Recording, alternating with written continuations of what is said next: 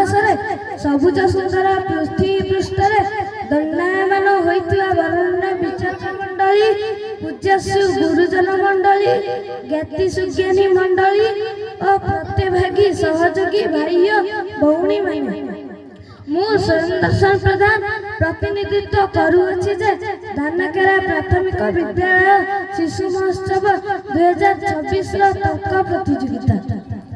ଆଜିର ଏହି ଆଲୋଚ୍ୟ ପ୍ରସଙ୍ଗର ନାମ ହେଲା ବାଳିକା ଶିକ୍ଷା, ସଂସ୍କାର ଏବଂ ସୁରକ୍ଷାରେ ମୋର ଦାୟିତ୍ୱ ଉପରେ କିଛି ମନ୍ତବ୍ୟ ଦେବାର ସୁଯୋଗ ମିଳିଥିବାରୁ ମୁଁ ନିଜକୁ ଧନ୍ୟ ମନେ କରୁଅଛି। ଯେମିତି ନୀଳସାଗରର ପରିଚୟ ଅଛି ମଣିଷ ସମାଜର ଜନ୍ମଦାତ୍ରୀ, ଈଶ୍ୱର ପ୍ରଦତ୍ତ ଉପହାର ସ୍ୱରୂପ। ସେ ସମାଜରେ କେବେ କନ୍ୟା, କେବେ ଭଗିନୀ, କେବେ ଜାୟା ଜନନୀ ତ କେବେ ଦୁର୍ଗା ରୂପୀ ଶିବାନୀ ତ କେବେ ମନମୋହିନୀ। ଏକ ସୁନ୍ଦର ଉକ୍ତି ଯାହାକି ମହର୍ଷି